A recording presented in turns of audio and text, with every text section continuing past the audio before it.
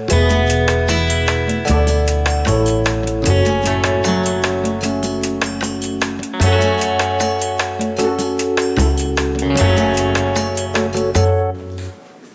buenas noches. Muchas gracias por la invitación aquí en Prevem. La verdad es un lugar muy agradable para hablar de medicina, utilizando estos mecanismos tan modernos para una plática virtual. La verdad me siento muy contento de poder estar utilizando este nuevo tipo de medios. Tengo la fortuna de que me hayan invitado para hablar de cáncer de próstata.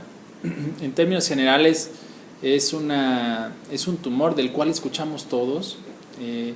Incluso se han establecido campañas con un moño azul de prevención y de detección temprana. El enfoque, por supuesto, es la detección lo más temprano posible para poder establecer un tratamiento que sea con fines curativos. Los objetivos de la plática son muy generales en relación primero a conocer dónde se localiza. Entonces, lo que queremos también es evaluar la frecuencia de la neoplasia y el riesgo de muerte. También otro punto que tenemos que plantear es cuáles son los síntomas principales de esta tumoración, dar a conocer los métodos diagnósticos más importantes y evaluar de forma muy general los tratamientos disponibles. La próstata es un órgano que tiene una forma de una castaña que se localiza debajo de la vejiga y de forma anterior o adelante del recto. La función biológica es meramente reproductiva, en la cual es de producir líquido eyaculatorio para la cuestión de reproductivas. ¿Qué es el cáncer de próstata? El cáncer de próstata es el crecimiento anómalo de células a nivel de esta glándula, la cual esta anormalidad hace que crezcan de una manera acelerada. En términos generales, la aparición se da en personas mayores de 50 años, esto en términos generales, lo establece como el tumor más común en los hombres. La ventaja es que el crecimiento tiende a ser más lento que en otros tipos de tumores, ¿no? ¿Cuáles son los síntomas? En realidad, como todos los tumores, tienden a ser silenciosos, pero cuando hay una cuestión de una enfermedad avanzada, los síntomas importantes tienden a ser obstructivos. Estas cuestiones se presentan o se manifiestan por una mayor número de emisiones de orina por la noche. Las personas tienden a tener un flujo de orina más reducido, por así decirlo. Cuando hay una cuestión de afección de nervios alrededor de la próstata, ya empieza a haber algunos problemas de erección, y ya en cuestiones más avanzadas, ya por la vascularidad del tumor, puede haber datos de sangrado durante la orina o también durante una eyaculación. Las pruebas que existen para hacer un tamizaje o una detección temprana se encuentran, la verdad, bastante accesibles. El examen clínico, como el tacto rectal, sigue manteniendo un valor importante en la detección. Además, no es invasivo y se puede realizar en el mismo consultorio. Y bueno, las pruebas bioquímicas, por supuesto, el antígeno prostático específico. ¿Qué es el antígeno prostático específico? En sí es una proteína que se produce exclusivamente en la próstata. Y bueno, esto es de valor muy importante porque ayuda tanto al diagnóstico como al pronóstico y después al seguimiento. No necesariamente tiene que elevarse el antígeno prostático durante en los procesos de cáncer de próstata. Esto se puede dar también en afecciones benignas, tal como la hiperplasia prostática benigna, traumatismos o infecciones en la glándula.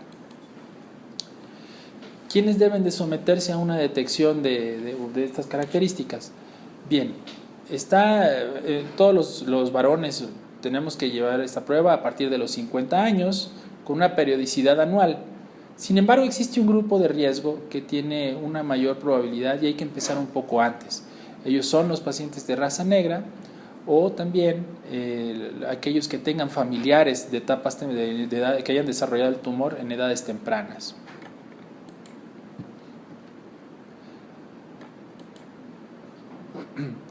¿Por qué se debe de hacer una detección oportuna o un programa de detección oportuna de cáncer?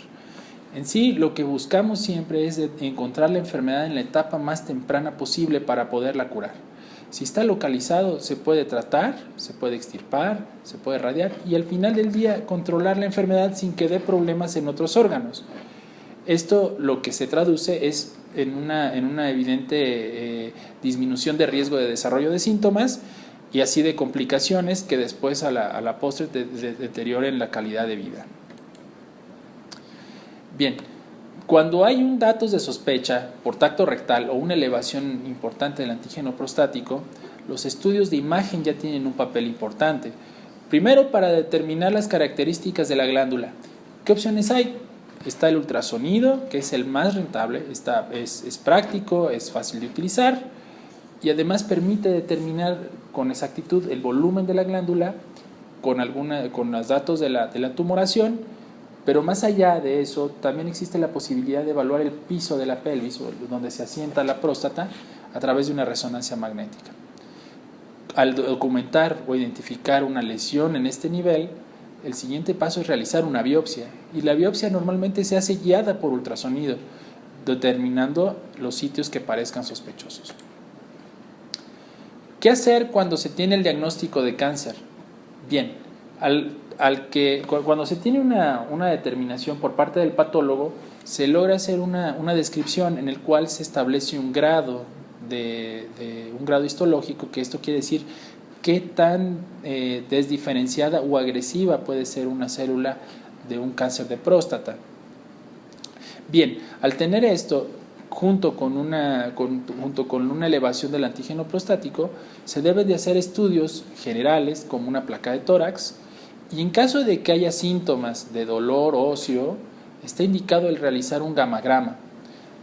Y bueno, cuando se tenga la sospecha o se mantengan niveles elevados, el poder documentar actividad en órganos o en ciertas vísceras como el hígado, la tomografía es muy importante. Bien, ¿cómo poder decidir el tipo de tratamientos? La Sociedad Americana de Oncología logra establecer, de acuerdo a logra establecer riesgos de progresión y de recurrencia, y esto está dado, así de práctico ha sido con el antígeno prostático y también ya con la información patológica, el agrupar a los pacientes de acuerdo al riesgo de extensión de esta enfermedad. Podemos establecer que aquellos que tienen un antígeno muy bajo, con un bajo volumen de tumor, podemos decir que es un riesgo muy bajo y podemos establecer una vigilancia. Los de riesgo intermedio, el antígeno moderadamente elevado, con poco tumor, son de riesgo bajo. Los de riesgo intermedio, con antígenos elevados, pero baja carga tumoral. Y finalmente los de riesgo alto, que conlleva una elevación del antígeno prostático y un gran volumen tumoral. Con esto se logra establecer o decidir una toma de decisiones en la cual va desde la vigilancia activa, muy establecida en los países nórdicos, en pacientes mayores con bajo riesgo de progresión. La vigilancia activa, del estar yendo continuamente con su médico para hacer unas evaluaciones de antígeno, favorece sin tener que hacer una intervención. En caso de que se modifique la historia de esta enfermedad o en caso de que tengamos factores de riesgo importantes, ahí sí hay que hacer algo más invasivo, como la prostatectomía, y en pacientes que tengan riesgos quirúrgicos elevados, la radioterapia es una opción. Con esto, para concluir, es importante decir que el cáncer de próstata es el primer lugar en incidencia de los tumores malignos en el hombre. Por supuesto, en las etapas tempranas su comportamiento es silencioso y bueno, basados en esto se tiene que hacer un programa de detección temprana a partir de los 50 años. Tenemos diversos estudios de diagnóstico, pero creo que hemos sido muy claros en cuáles son los que se recomiendan y posteriormente al diagnóstico, la etapificación. Les agradezco mucho su atención. Estoy a sus órdenes en el Centro de Especialidades Oncológicas en la colonia Santa Cruz Atoyac. Les dejo mis datos en la página. Muchas gracias.